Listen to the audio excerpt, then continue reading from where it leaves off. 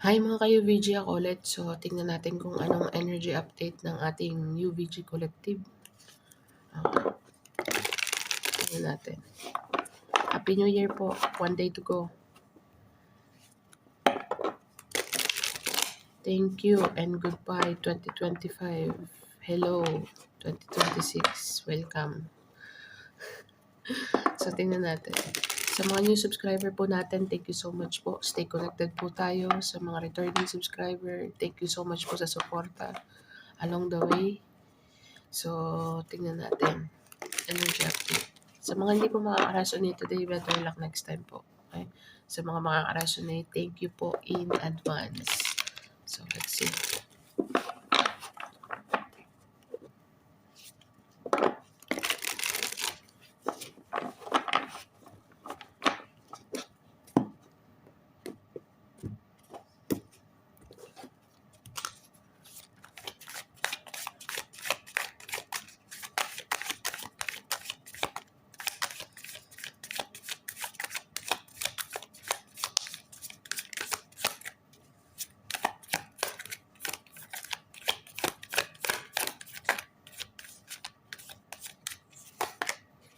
Star.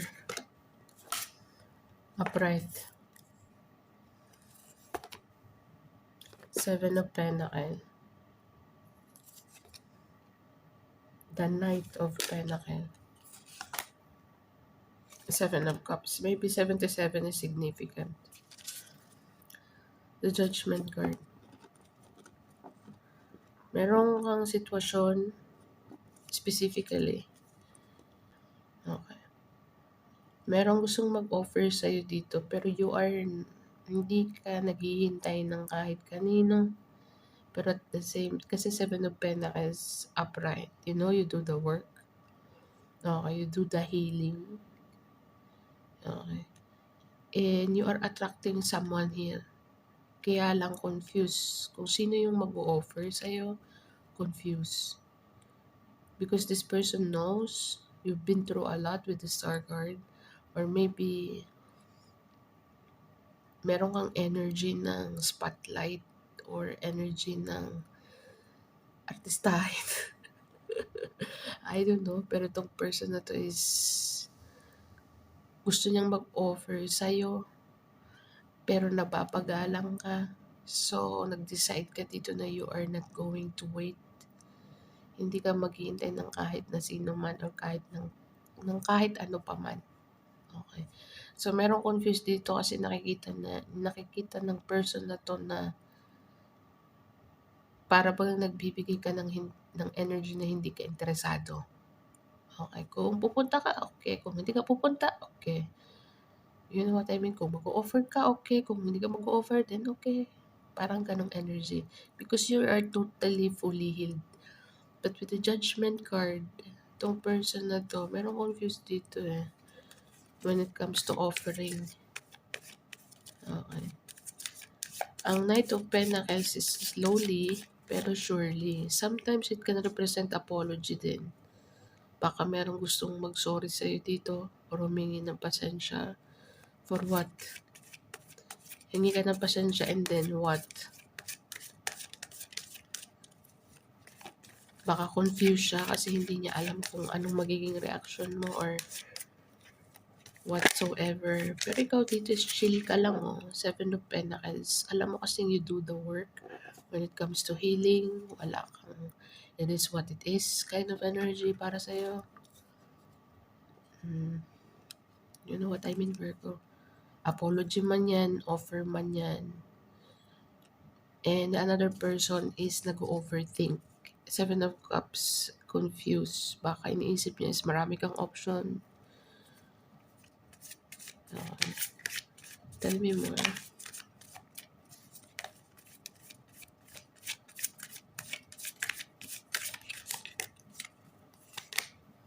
Ten of Cups. Five of Swords. Drama. Seven of Swords. So, masasabi ko lang, Virgo. Di ba sinabi ko kanina you are not waiting on something or someone or what? Kung darating, darating. Kung hindi, hindi. Kind of energy. Okay. Pero merong another person dito with the Five of Swords causing drama and conflict. Seven of Swords, stealing, lying, cheating. Itong person na to is gustong magkaroon ng Ten of Cups. Gusto magkaroon ng Ten of Cups sa'yo. Pero the moment, napaka-obvious kasi itong person na to eh. Hindi ko alam kung sino sa'yo yan. Napaka-obvious ng energy niya. Okay. Sa sinabi ko kanina, pag Pentacles, pwede kang mag-rely sa Pentacle kasi it's all about groundedness and stability. Earth signs. Okay. Pero pagdating sa emotion niya, Seven of Cups, Ten of Cups. Yung strategy niya is masisense mo to eh. Out of negative energy, out of low vibrational energy. Kind of drama and feeling victim into the situation. Para bagang she's nakaka-drain makipag-deal sa person na to. Okay. Yun ang gigets ko dito. Pero ang gusto niya kasi mangyari, magkaroon ng Ten of Cups sa'yo. Tell me more about the intention of this person.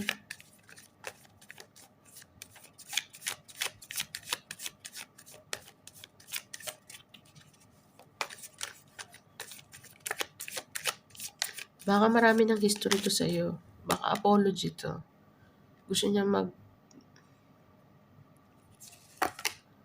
the Death card, pagbabago. What else? King of Swords. Gemini, Libra, Aqua. It doesn't have to be Scorpio, meron ka din. The Empress card. Nakikita ka ng person na to is you are in the high vibrational energy. Para bagang out of reach ka. Hindi niya alam kung compare naman sa King at saka Knight. Okay. Five of Swords is pa-victim in order to get this Ten of Cups with you. Kasi nakikita ka niya as very compassionate, very understanding, loving, caring. But hell no, you are not waiting for someone. Hindi ka naghihintay ng validation ng kahit kanino. You decide kung anong decision mo, yun na yun. Okay. Pero in a compassionate way, hindi in a rude way. Okay. So, merong person dito na para bagang yung kindness mo. Kasi kung tong person na to ay ayokong pag-usapan ng mga past person or something in that line, pero lumalabas eh ang lakas. Hindi ko alam kung sino to sa'yo, pero this person magkikreate ng drama. Actually, ang bagal ng apology dito ha, or ng offer. Ang bagal. Pero ang gusto niya mangyari at the end of the day, gusto niya lang magkaroon ng pagbabago, or kailangan niya munang baguhin ng sarili niya dito to come towards you para makuha niya tong Ten of Cups. Akala niya matalino na siya sa move na ganun, pero hello, Empress ka dito. Wala po tayong gender sa energy, okay? Siguro iniisip niya, this is my best shot. Ito yung pinaka-smart move ko na gagawin ko kay Virgins. Pero si Virgins parang okay lang siya. Okay. Nakikita ka ng person na to na you are doing your own thing, focusing more on your creativity, productivity, abundance, and things of that nature. You are not waiting for anyone else or someone or something to happen. You're good. Kasi nag-heal ka dito with the Star card. And this person, feeling pa victim with the Five of Swords. Five of Swords is all about drama, confrontation. Okay. Para makuha ka ulit. Okay. Akala niya with the King of Swords, very smart na siya sa move niya na ganun. Hindi niya alam. Pero I think alam niya. para bang nag-ooperate ka out of compassion, you have a big heart here, Virgo, and this person knows it, that you have a big heart. Okay?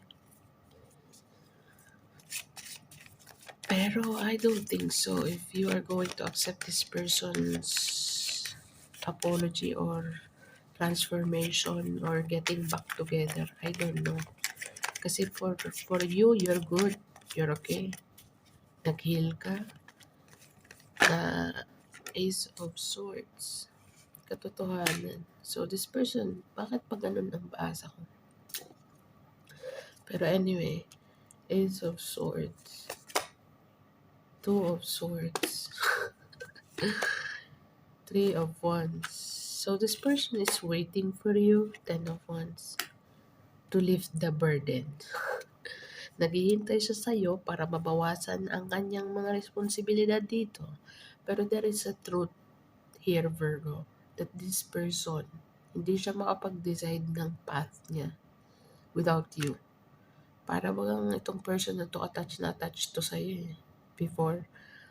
And tinake for granted ka niya dito with the Seven of Swords kanina. Now, all of the responsibility and lahat ng mga gusto niyang mangyari before nakahang, meaning loading siya. Okay. Three of Wands, iniintay ka nito, may waiting dito Decision making. Siguro iniisip niya pag mag-offer siya sa'yo or mag-apology siya sa'yo, which is napakatagal niyang aminin na siyang may mali. Akala kasi ang King of Swords is can act cold or feeling very smart na siya. Bakit ko nasabi? Ang King of Swords is itself alone. Kung wala itong kapartner na card. Smart mover, very intelligent, very intellectual, operating always in the mind, on the mind. Pero ang kapartner niya is may Five of Swords So, Five of Swords. Tsaka Death card. Projection to Ito yung strategy niya. Five of, five of Swords. Okay. Pag ikinumbine mo yung dalawang yan, feeling pa-victim, strategically, para lang bakit? Para makamit yung pagbabago na gusto niyang mangyari. Na feel ko din sa card na to, selfishness. Okay. Kasi lumabas, wala na siyang choice with Seven of Cups. Meron siyang choice, maraming option, marami dito, pero confused siya sa galawan mo. Or iniisip niya marami kang option. Okay, so you don't need this person. Actually. Kasi with the healing card in the first card. So, Ten of Cups, feeling niya very smart move na niyang mag-apology sa'yo or mag-offer sa'yo ng something. Hello, baby, wake up. Okay, so this person, meron siyang aha moment na kailangan mong mag-decide. Okay, nasa sayo pa rin ang desisyon at alam niya yan. Nasa sayo pa rin ang desisyon, nag-iintay pa rin siya dito ng respect mo or hindi respect, ng respond, ng reply or ng action mo dito. This person is really feeling heavy without you, Virgo. Sa totoo lang. Ten of Wands, clarify more the Ten of Wands. Merong Five of Cups dito. Wala kang pagsisisi. Only lesson ang ano mo. Sa imagery ng Five of Cups dito, no regret. Only lesson. Okay, so you learn your lesson already dito, Virgo. But this person, still holding on. Okay. So, the more na nalalaman niya na you are very good, you are doing good, you're doing well, the more this person ang bigat sa pakiramdam niya. Kasi you're doing well without this person. Okay. So, tingnan natin. Tell me more. Ten of Wands and the Hermit.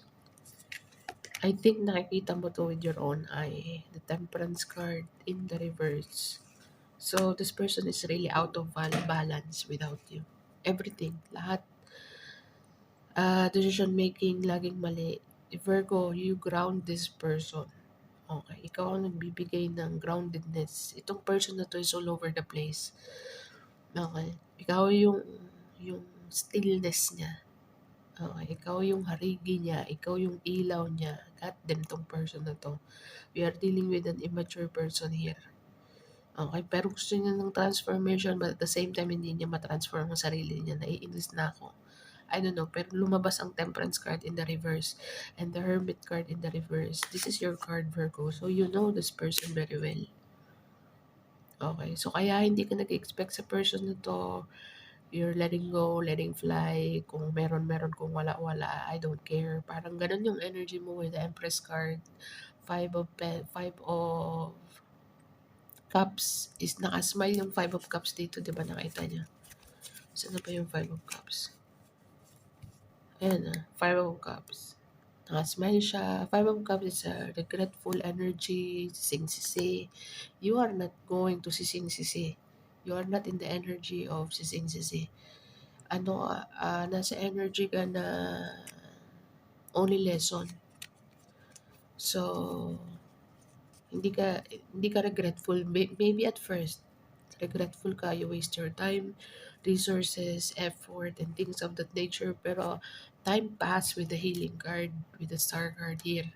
You realize that everything happens for a reason. So, ah, yun ang nakikita ko dito, Virgo. So, tingnan natin yung star card. Clarify the star card. Meron kang Six of Wands actually in the bottom of the deck kanina. So, yung Six of Wands is victory. You already win. Okay. You already win the battle here, Virgo. And this person is suffering. I don't know who this person is. Ayokong pag-usapan ng past person kasi 2006 is coming. Kailangan ng, hindi ko sinabing bago, pero maybe for some of you. Okay. Pero tong person na to is hindi pa siya tapos sa'yo. Gusto niya magkaroon ng bagong simula sa'yo. Pero I think, Virgo, it's up to you. Okay, I'm just saying here. I'm just a messenger. Okay, clarify the star. Okay, Nine of Swords. The Five of Pentacles, feeling left out. This person is not yet healed. Two of Wands.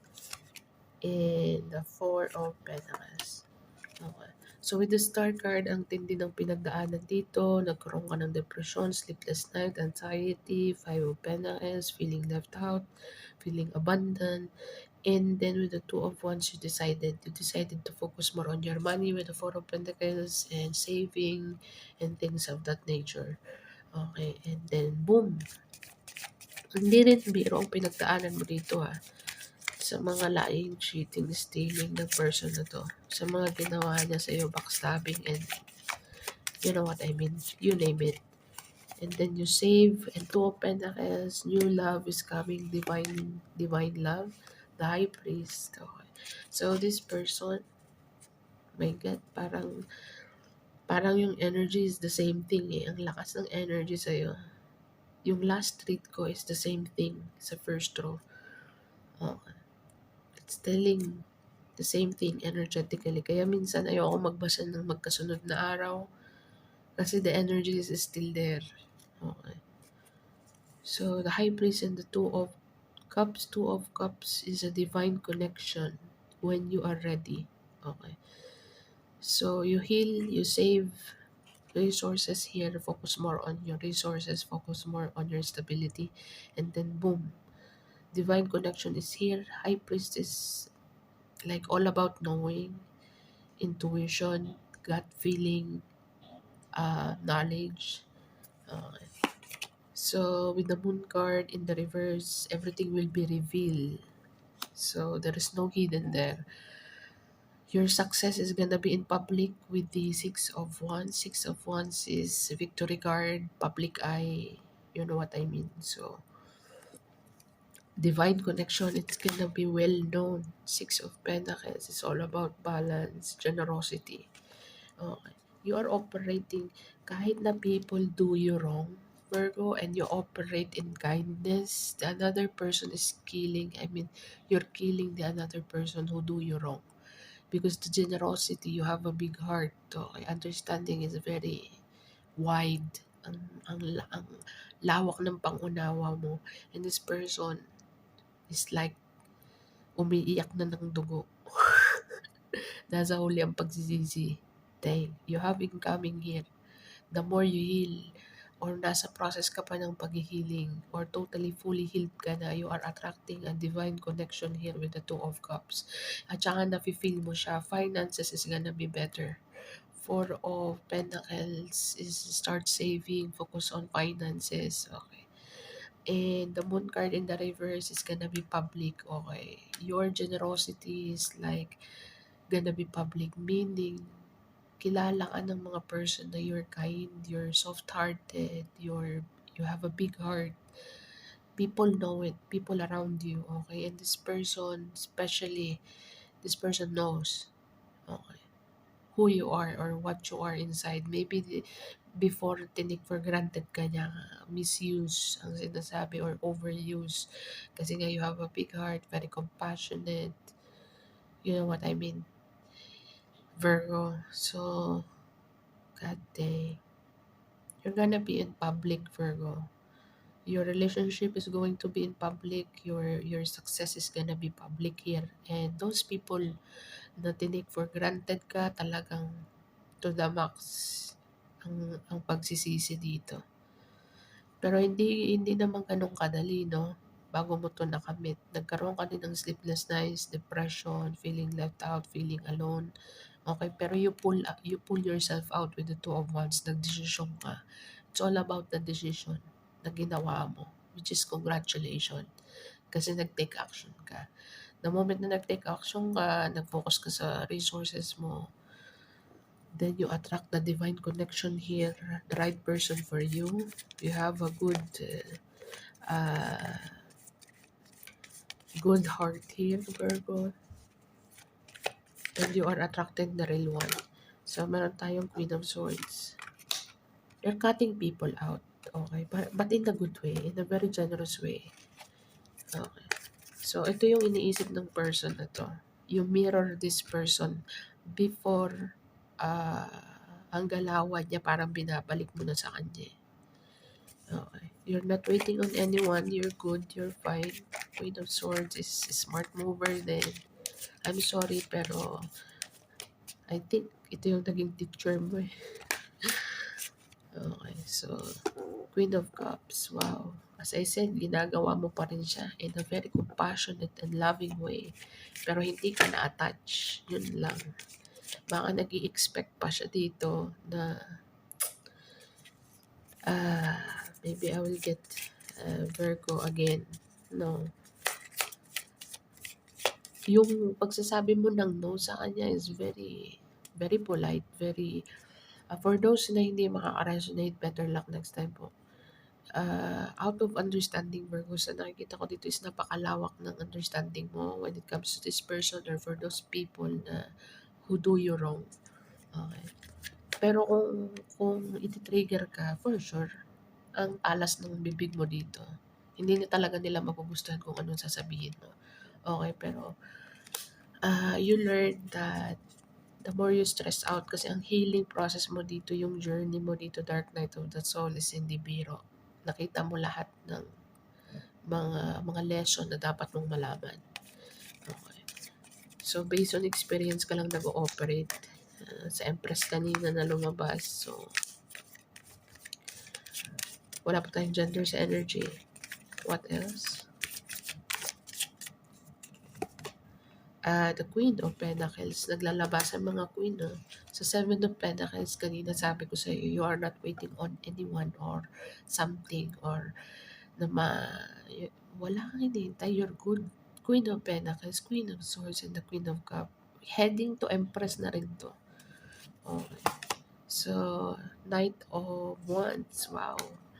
Very playful energy. Soul, very, ang tawag yan? Free-spirited. Knight of Wands is you are delivering a positive, pero tong person na to talaga, positive energy out. You put out positive energy into the world, like very playful, free-spirited. Knight of Wands represent communication. You communicate what's in your mind, meaning out of like hindi kasi merong mga communication na maangas, parang kupa lang dating. Ikaw, you with compassion, with sincerity, with stillness, kind of energy with the Queen of Pentacles, Queen of Swords, very wise, very loving with the Queen of Cups. Okay. Pero at the end, hindi ka naghihintay ng validation dito. Pero you are so sweet here, Virgo, very wise. So, you attract people here. You attract people. Clarify the Nine of Wands.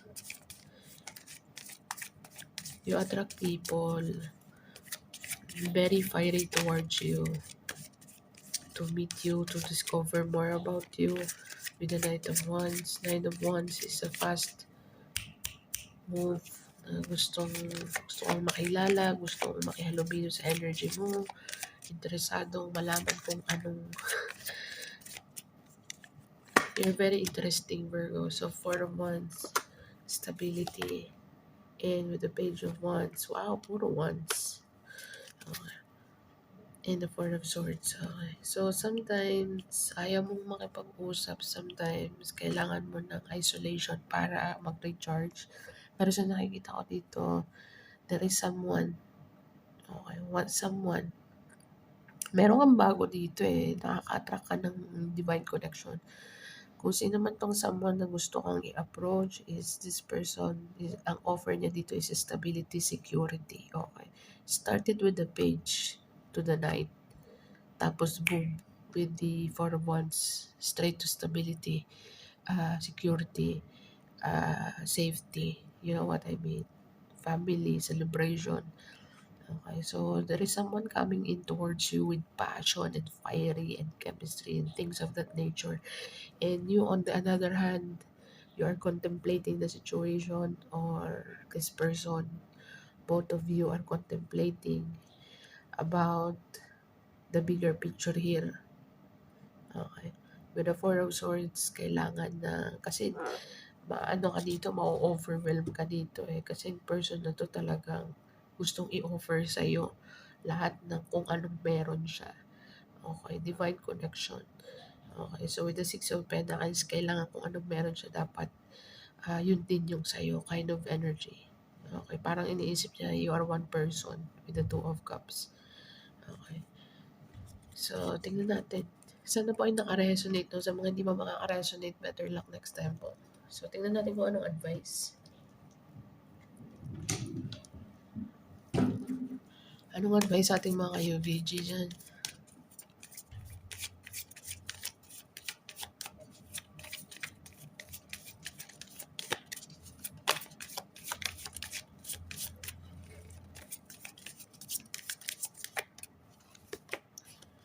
It's time to take action. Okay, so this person maybe balance spirituality and practicality, and a time for healing. And a win-win outcome is in the forecast. So Virgo, yan ang advice sa'yo. It's time to take action on something. Okay? Or baka kailangan mong mag-take time to see the bigger picture, kasi kung ano man yung paparating sa'yo, new love, resources, prosperity, and things of that nature, security, stability, you name it, Virgo.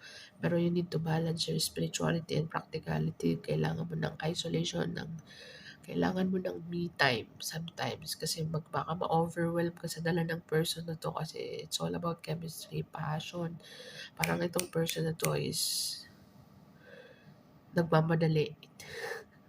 Parang kind of, you know what I mean? Kasi sa energy na binibigay mo, okay, you have a big heart, you have a very compassion energy, you are very loving, very funny, humor is giving dito, Virgo. So, win-win outcome is in the forecast. A time for healing, I think you already do that, or maybe this card is for the another person. Okay. So, tingnan natin kung anong angel message number.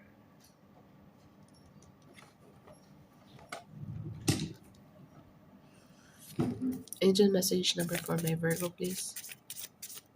Sa mga hindi po makaka-resonate, better lang next time po na. Sa mga makaka-resonate, thank you po in advance. So, let's see.